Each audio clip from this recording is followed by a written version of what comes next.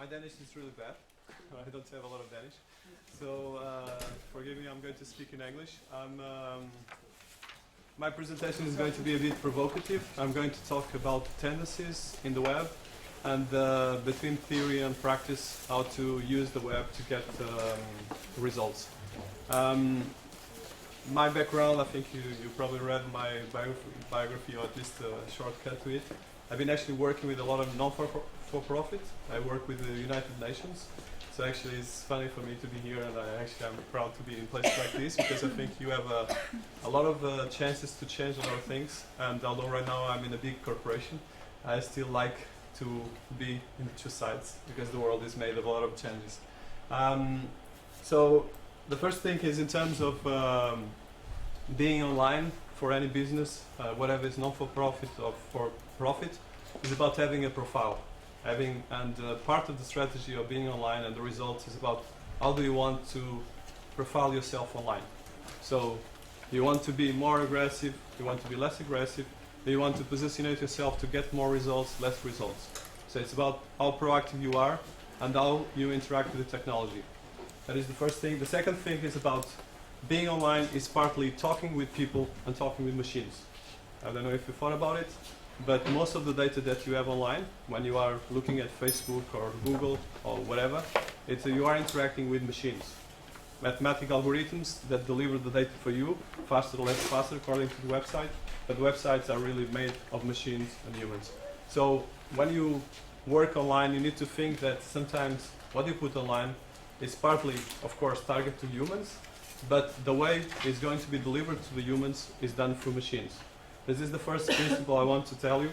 Probably it's a bit too provocative to start, but I think it's where we need to start. And of course, in terms of the online universe we are in a very complex online web. So the web in the last at least 2 or 3 years has been changing radically. And all the new trends is that things are going to change even faster and faster. And according to some experts, is that things are going to change in 6 months and sometimes even more. So be ready for a lot of challenges and a lot of changes. And I think that's the more important if you want to be online and if you want to be in a business, because business are part offline and online is more and more the way you profile your business. So I think that's the more important to start. And of course, there's all these brands that I put here deliberately, is that we interact with these brands in one way or the other. Some of them are changing. I don't know if you heard about Foursquare. You mentioned crowdsourcing. So there's a lot of things that are changing. And sometimes we think they are too advanced, like semantic web or crowdsourcing, but actually we're interacting with that on a daily basis. When we are actually on Facebook, we are using crowdsourcing. So there's a lot of things that we are actually using on a daily basis, but we never think about it, all the implications that we have on it. This is something that I want you to think a lot, because for me this is the more important thing in order to do a good strategy online, is that each one of you is a media. And it's a media company, and I'm not joking, it's really serious. I think everyone has a Facebook profile or LinkedIn profile here. If I ask, I think everyone. So each time you publish something on Facebook, on Twitter, on LinkedIn, it's going to be indexed by machines. It's going to be based in the servers of companies in Silicon Valley. It's going to get access to governments, and it's going somehow to be data mined through companies and analytic tools that will get that data directly or indirectly towards people, companies, and organizations. So the first thing is that each one of us is a media. And as a media, we are not a TV channel, but the TV channel needs to behave online, needs to have a kind of a profile online. So that's one of the important things that we need to think and start understanding that when playing in Facebook in Farmville, that data somehow will be used by some company that will target ads to you. So I don't know if you think about the implications. There's a lot of implications, legal-wise, privacy-wise, and everything is working in parallel, very fast. For instance, last week I organized a conference with someone from Wired, and it was very funny because he's an advisor for the British Prime Minister. And what was interesting is that at the moment, one of the things that is happening, for instance, I don't know if you heard about QQ. QQ is the Facebook of China. And that website has around 450 million people. China is not really a democracy, as we know, at least in Europe. But the funny thing is that QQ starts the currency online, so people can pay inside of the website. And immediately what has been happening is that the Chinese government is in panic because it's creating inflation. Because like it's 450 million people using that currency online, we're talking about a huge, massive economic change. And this is happening, it's happening on a daily basis. And what is interesting is that corporations like Facebook can go faster than actual governments and can do things that sometimes we just start playing there or just talking with our friends, but there's a lot of implications. This brings a lot of opportunities for us because you are small, medium business, according to what I heard, and the organizations. And the thing is that you can go much faster than sometimes big corporations. I am in a middle-sized corporation, Saxo Bank, and sometimes for me to do things that are for free, I have to spend a fortune because we have a big IT department. So think about it because it's an interesting thing. And an idea of all of us being a media, and I would say a brand as well, it's important because the way we positionate ourselves online, and I'm talking first, each one of us, obliges us to be much more responsible. And here we are in a non-for-profit. We work a lot in the idea of corporate social responsibility, other things. This is going to be more and more a trend because the data we are putting online is going to serve for corporations, but it's going to serve for us. So actually we can analyze everything we're doing online, and at the same time we can actually improve our performance, but at the same time we need to see that probably sometimes we need to think the way we are acting online. So this is something that for me is very critical. And a bit of Batman, but I like to play about this, is that when I talk about change, and it's a provocation, I don't know if it gets with the audience, but it's, well, Bruce Wayne is the character of Batman, so it's that fiction and reality are working side by side. Sometimes we don't know where things stop, but what is interesting is the quote I like a lot, this is from the last Batman film, is that things seem impossible until someone do it. And it's really true because in terms of technology, things that we would think are impossible have been done more and more. For instance, I don't know, probably you saw the film, Steven Spielberg film, Minority Report. All the screens were moving the screens. So this was a couple of years ago. It's already completely possible. Actually, the person that did that during the film, they got tired of that because it was not usable friendly. So this is something that the reality and the fiction are together, and it's really interesting for us how to exist on that and coexist. This is particularly interesting for not-for-profit is how we as consumers are behaving. And this is very important, is that we came from a pre-consumer era to a consumer era, and right now we are in a post-consumer era. I'm going just to mention this a bit, is that on the pre-consumer era we are recommended and we had modest consumption and we think about the goods we were using. On the consumer era is a lot of channels coming to us and marketing and mass consumption. And right now we are in a post-consumer era where organizations like your organizations are much more powerful because people think before they buy, people think before they do, and even there's a lot of crazy things out there, people are becoming actually more responsible. If you see just what happened in Egypt, who would think that a dictatorship that was been in Egypt for, I don't know how much decades, 4 decades or something like that, just fell because of Facebook. And we're talking about 10,000 people on Facebook made a regime fell. It was 10,000 people. There's not more than that. So it's really, there's a lot of things we can do and using technologies that are for free. So people are more socially conscious behavior. I think that is very interesting for us, and an organization like yours is even more interesting, thinking sociological wise and behavior wise, how people are adapting and interacting. Going a bit further is that when we think about business, we need to think about a lot of different things, and initially the idea of the conference is about a web strategy or a web profile, and it's about mixing things that are internal in a company, in an organization, whether it's for profit or not for profit, and things that are external. So things that are control is the policy that you have internal. It can be a company with 10 people or 100 people, 1,000 or 10,000 people. The principles are the same. It's about the way you manage the organization, the way you talk with your people, the way you communicate, and the way you put the rules. And the rules can be more aware or less aware, but it's very important. And it's about a lot of principles that we need to bear in mind when we do that. And sometimes we just think about the website as just a kind of a postcard that you put online, but it's not that, because to be honest, any client or any customer or even any person that is interacting with your organizations will be going faster to your web presence to know about you than actually they would go offline. So what you put online actually is very, very important. And it will create a kind of brand awareness for you, but it will create as well kind of credibility. If you have a bad website, if you have a bad profile on Facebook or on LinkedIn, people will think. So they're not very web savvy. They don't know what they're doing online. So this is kind of things that sometimes you need to think, and it's really very easy to get solutions around that. And another thing is that if you don't know how to do things online, don't do it. Because sometimes you just do things, just try to invent, but sometimes it's do it simple, start step by step. This is a graphic, I don't know if there was a place to write. I just do it on my own and I photograph and put it here.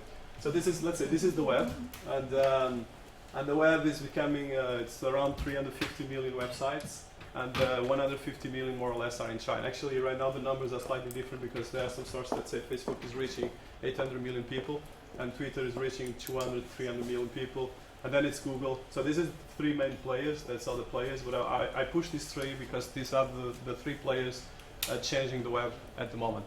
There's a lot of other websites like Yahoo and so forth, but in terms of technology and massive volume, is these three. What happens is that Facebook has the data about these 600 million people. All of us that are on Facebook, Facebook actually owns everything we do there, and they're doing a lot of things with that. Then Twitter is a small player, but it's a very powerful player because Twitter is real-time search. So Twitter actually is feeding Google and other search engines with real-time search. So everything we put on Twitter gets much faster to Google than actually Google can crawl the rest of the web.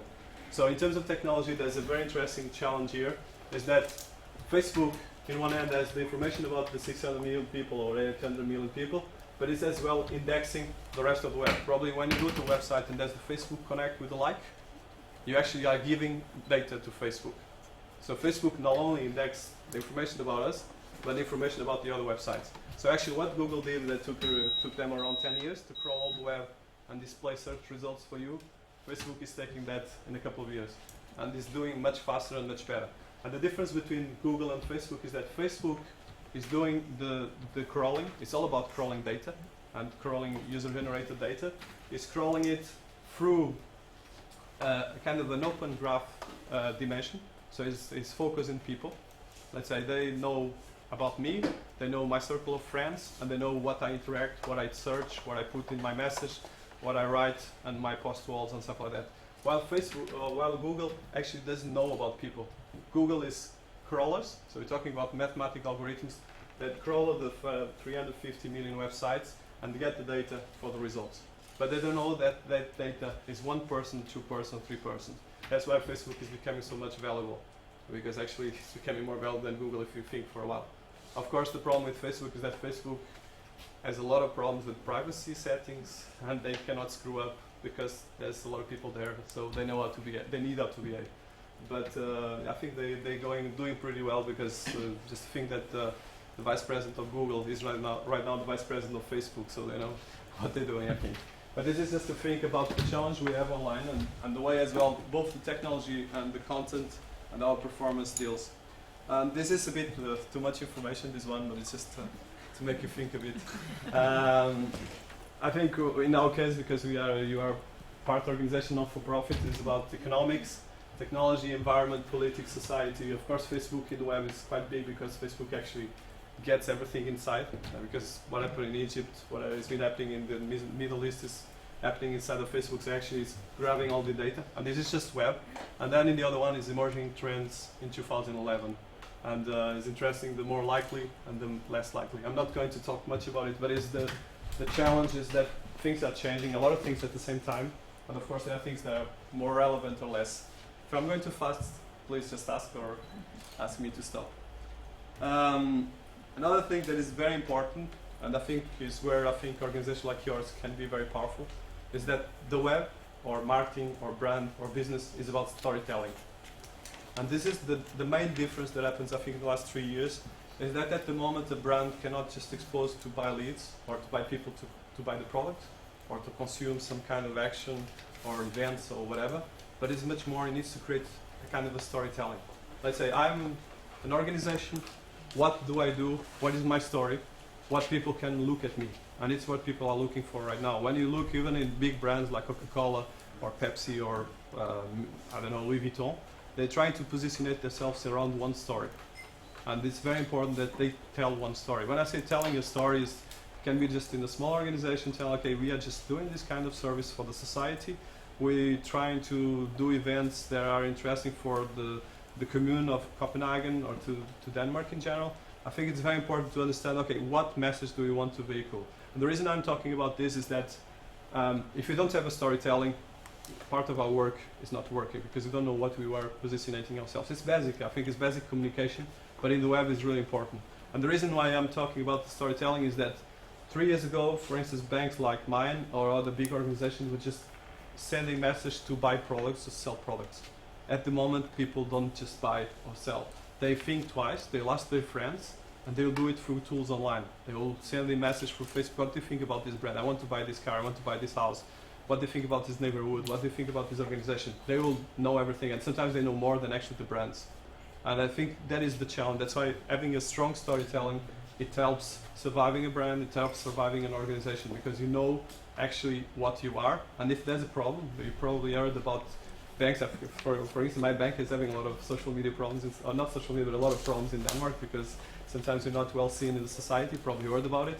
And I think what, for instance, my advice to my managers and as responsible for social media and PR as well in part, is that if we do our work, if we focus in getting good content, in showing that we have good work, no one can go against us, because in the end people look, okay, these guys kind of may have screwed up, or they may have some problems, but they're trying to do their work.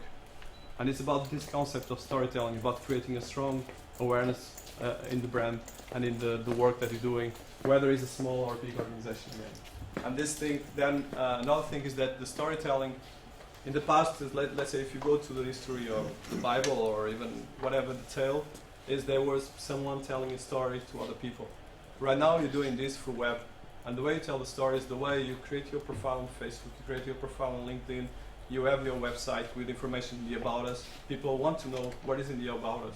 Sometimes there are websites from big organizations that just forget to put the text, the About Us, where is you are located, the address, the links to the people, put the names of the people that are responsible for the organizations, basic things, and sometimes you just forget it. And of course, right now, there's a lot of sophisticated ways of doing the storytelling and showing that. I mentioned a bit, but this is a bit important to talk, is the difference between the search and social. So at the moment, when looking at the web in general, there's two big trends that are working together. And in some ways, there's a bit of conflict between them, but the two are working more and more together. So the search, that is Google. So when you put something in search and you get the results, there is the principal search. So it's relevant terms and phrases, results ranked by authority, and then it generates traffic for the website. When you put the name of this organization, somehow it will go to the website if the website is optimized properly. And the other thing in social is that and I use the Facebook example, is that it's based on one person and the network around that person. And this is partly done through machines and through humans.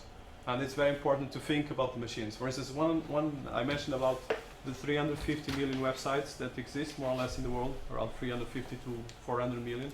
And what is interesting is that from these websites, because of sometimes there are websites that are done in Flash or in JavaScript or technologies that are not crawled by the search engines, these websites don't exist.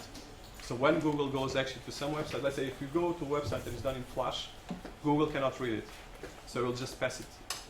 So this is sometimes why you need to think about when you do a website, sometimes it's better just to do a WordPress blog than to do these all flashy websites. So think about the technologies you're using, because that is part of the work, and you can get it a lot of results. Because for instance, if you want to promote your organization, if you want to get more traffic, and I'm going to talk about how to get traffic, it's about doing things properly. And sometimes it's not real rocket science, but think about these things. And think web and think machines as well. So I think it's important for you to bear in mind both the technology and the human interaction. This one is a bit more challenge. I think I will test this one. That is the difference between paid and the non-paid service. On this one, I want to talk about this, although I'm in a bank, but this is not so much because of being in a bank. It's because things are changing in terms of the way you use money.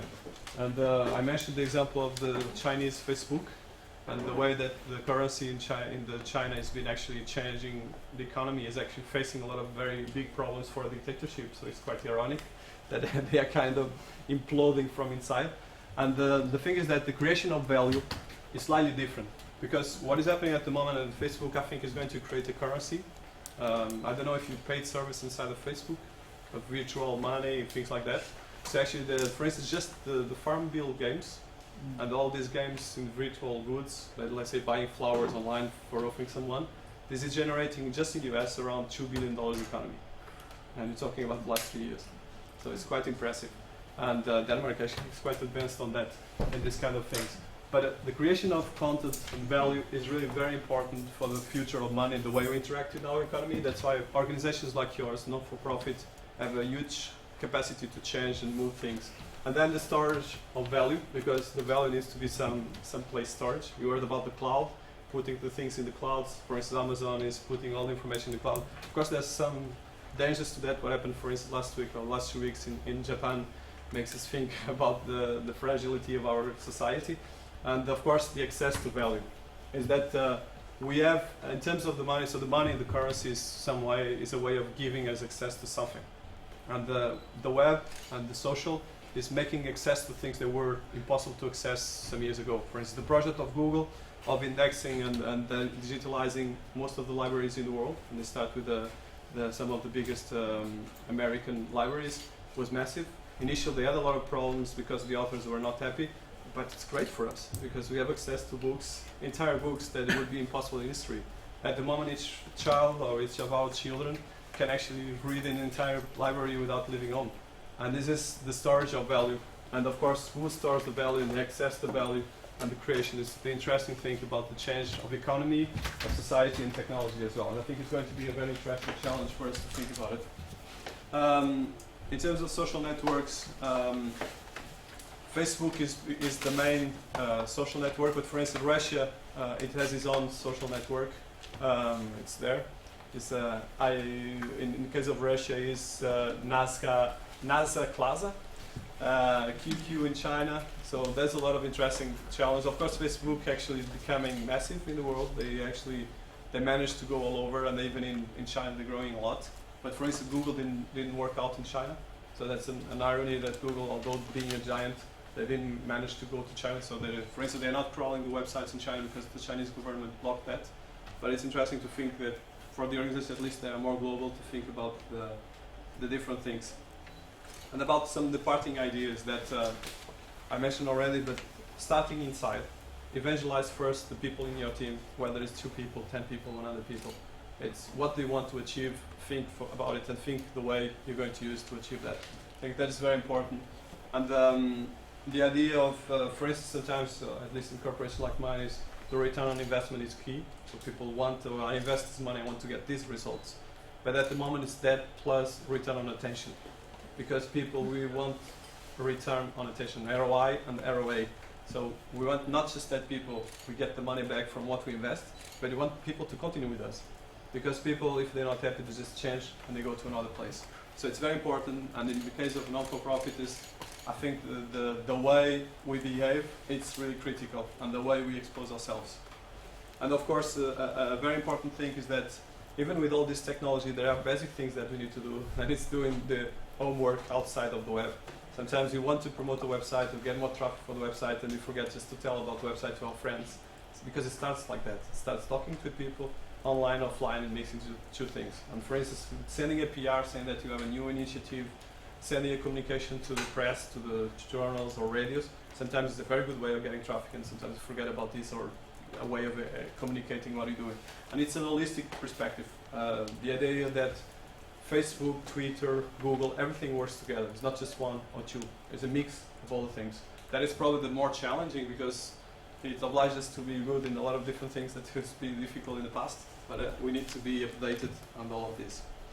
And another thing is, the idea is that, for me, is the more important, is you need to create trust. Trust for me is without any doubt. And for instance, in the financial industry, if an organization doesn't have trust, it's killed. And of course, in the non-for-profit and this kind of organization like yours. In terms of some ideas to think, in terms of the way, what is happening in terms of the social media and web, is that so the web, or any organization that does a profile on Facebook or even in LinkedIn, it has to think about all of this. So sometimes people just think about the HR, social recruitment, or customer service, or sales. But no, it's a mix of everything, because when you're doing a Facebook page, for instance, if it's a Facebook fan page or a Facebook group page, there's a lot of things that we need to think about. It is what kind of branding we're doing, and sometimes, to be honest, is one Facebook group page or Facebook fan page is as valuable as the biggest corporate website. Actually, there are some theoretic person in the industry talking that the corporate websites are kind of dead. I think it's too much, but it's the way that really the power of Facebook is because of the volume that they have, because it's a lot of people inside. You need to really create very good things there. So you need to think about the location, customer service, all of these things, and all of this works together, and it's important to keep that in mind. In terms of, and now I think in terms of getting traffic for websites, I think Anne-Sophie told me that I should push a bit on that. So there's a lot of things that conventional, this is the traditional ways of getting traffic for a website, and of course this is paid campaigns, and this is what the industry still uses. So we start with banners, you know what it is. Then cross-upselling, making sure that you have your channel promote different, then link advertisement, making links in other websites, email marketing, and I would say that email is still very important. Email is one of the more important things of getting traffic. Affiliate marketing is then when you create, there's a lot of websites, probably when you look at Google results for some kind of content, you find these websites you never heard about. This is affiliate websites that they are optimized to rank in search engines and to get results for brands. And then of course you have online PR. PR is critical, and when everyone knows about PR. Online PR is doing the same as a normal PR, but send it through PR hubs. PR hubs are online PRs that you submit your PR, but you put links inside of the documents to link back to your website. This is a massive industry. It's worth millions and billions, and it's a very good principle because one of the things actually that Google likes actually non-for-profit and education websites. So actually, if you do good PR, you can actually have a lot of visibility and get a lot of traffic. And then link building. Link building is creating links. This is for Google and Facebook. You know what is link building? Okay, I think some people know at least. But it's, let's say, a website for Google. I talked that Google is a crawler, or most of Google is made of algorithms. So what makes a website rank for Google is the quantity of links that website has. Let's say the website of economy, it has this kind of other websites linking back to them. These websites have a value, and some of them are more important or less important. For instance, if it's for a university, it's a very important website. If it's for the government, it's even a more important website. So these kind of things give the value to the website because it's machines looking at the website, not humans. Because we're talking that it's millions of websites and pages. There's around 3 billion pages competing online. So for Google to get that page ranking to us, it has to be some criteria. And the criteria for the machines are the links. So the more links you have and the quality of the links, the better results your website will be. And of course, if it's links from top websites or websites that are really valued, sometimes it's not about the traffic, but it's about the quality of that website that is very important. There's I think it's $10 billion industry about the link building and SEO. There is search engine optimization. That is the one afterwards. AdWords is the ads that you have. That's where Google did the money, and they need to change because right now it's slightly changing, but it's still that you have the sponsor items when you look for search. When you search for flight to whatever, Mallorca, you get these results in the sponsor items. So this is where each time you click there, you are paying, or the company is paying actually a price to Google. And some keywords actually sometimes are costing 1,000 euros just for some given keywords. So of course Google cashes a lot of money on that. Now it's changing with Facebook. So this is the techniques, the conventional techniques. And this is a bit confusing, but I want to push this. This is how can you map your audience? And this is, I think this is the more important. And I think this is what comes, I think your organization will understand this. It's probably too small, I don't know, but then I'll leave the presentation for you.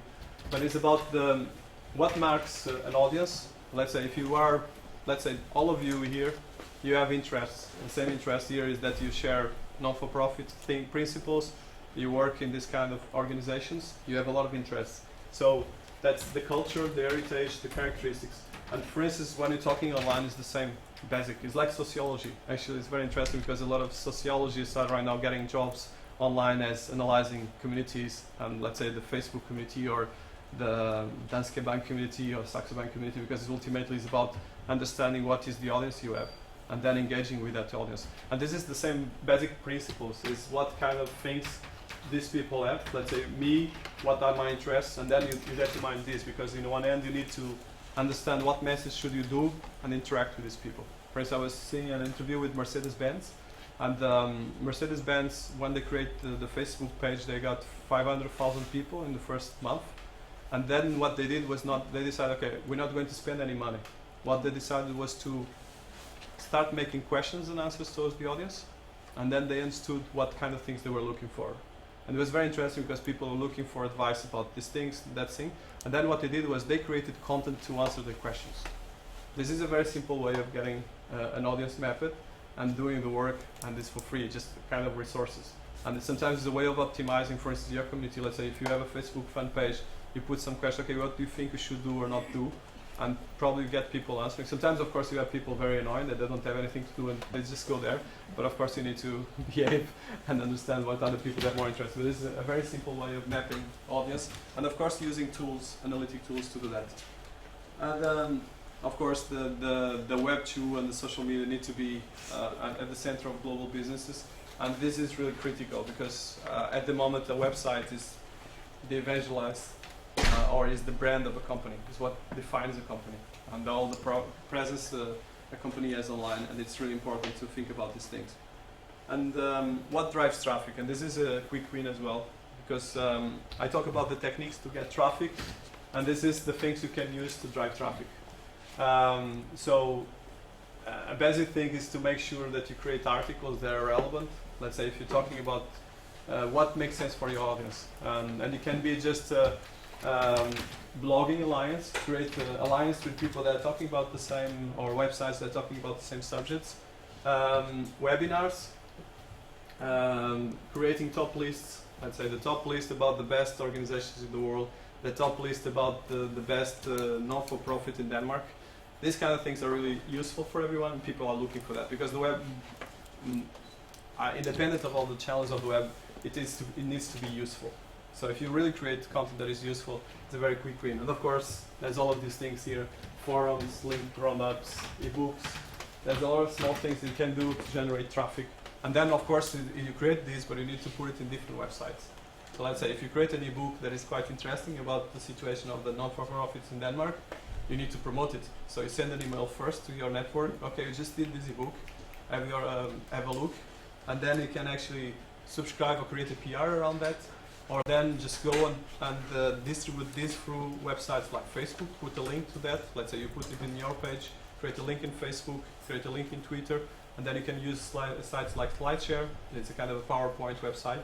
Just put the PowerPoint explaining about the article. So it's a lot of very simple things that are very easy to do and actually can really become very useful for us. I don't know if you have doubts on here, but this is a very quick win. And sometimes you just think about a lot of complexity, a lot of money, and it's not so much about that. It's about good content and make sure that you promote. Of course, if you are in an industry like mine that is very ambitious or very aggressive global-wise, you need to interact with this and paid search. You need to spend a lot of money. For instance, Saxo Bank is one of the biggest spenders of Google, actually in Europe. But this kind of things is where you need to adapt towards your audience necessities. And in terms of content and social media, so this is very important. I was talking about where you put it. So you can use all of these things. You can use video. Video, for instance, Tomas is going to talk about it, but at the moment the web is around 65% of the traffic in the web is video. And in the next 5 years, it's probably going to be 90%. Tomas, I think, he's going to show that result. So it's quite impressive how video is becoming so important. The social bookmarking is, for instance, if you put Stumble Upon, I don't know if you heard about Stumble Upon, there's like a kind of I like this. It's a kind of a like similar. Actually, they start before Facebook. And this is the kind of thing, so making sure that you distribute things through the online. And of course, depends on your sophistication, you can do it bigger or smaller, but there's a lot of quick wins on these things. And of course, I would use Facebook and Twitter as much as possible, and Facebook in Denmark is massive. Twitter is becoming massive, but Twitter is a very interesting resource to use for network or professional. So if you are more focused in a specific network, it's a very interesting tool to use. But probably more in an international environment, depends on the environments. And of course, for instance, LinkedIn is very important as well, just to promote things in your profile on LinkedIn, in your network. It's a very quick wins. And then in terms of web business basics, I don't know how much time I have. Okay, so I'm going to be fast.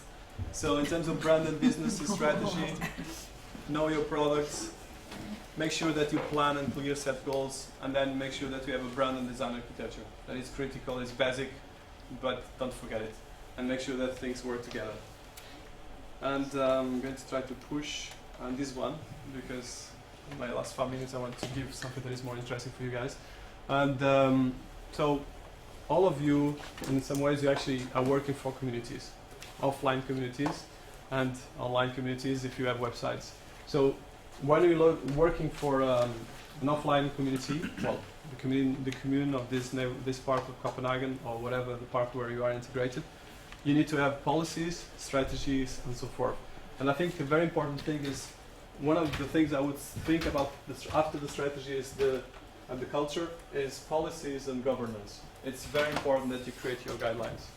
And this, probably you have guidelines offline, because I know that all these organizations have to have guidelines, but this is very important that you make sure that whatever you put online, there's a kind of a policies and guidelines to all of you. For instance, I think I used this example, but a couple of weeks ago there was this big fashion design brand that just put someone junior playing with Twitter, and they had a huge problem because the person just put some bad things in Twitter.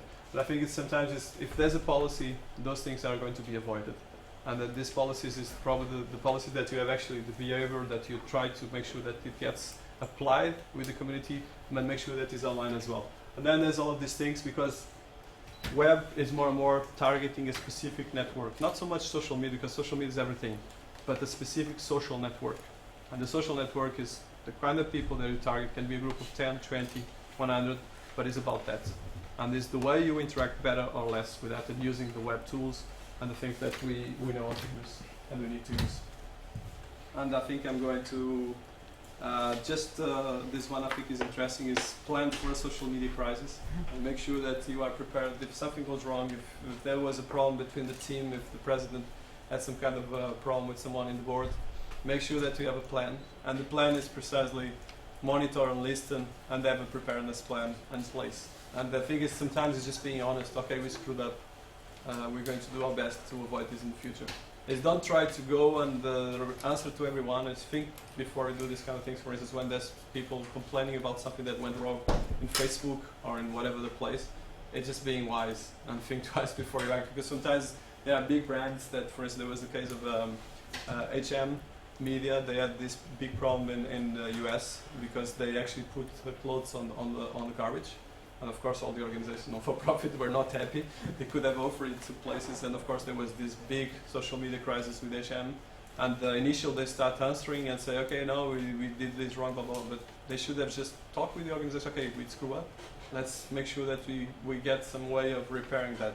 Sometimes it's about this thinking about this, and never be afraid, because things happen. No one is safe, and everyone has problems like we have in real life. And this is guidelines. I'm going to pass this. I think the listening to conversation is key.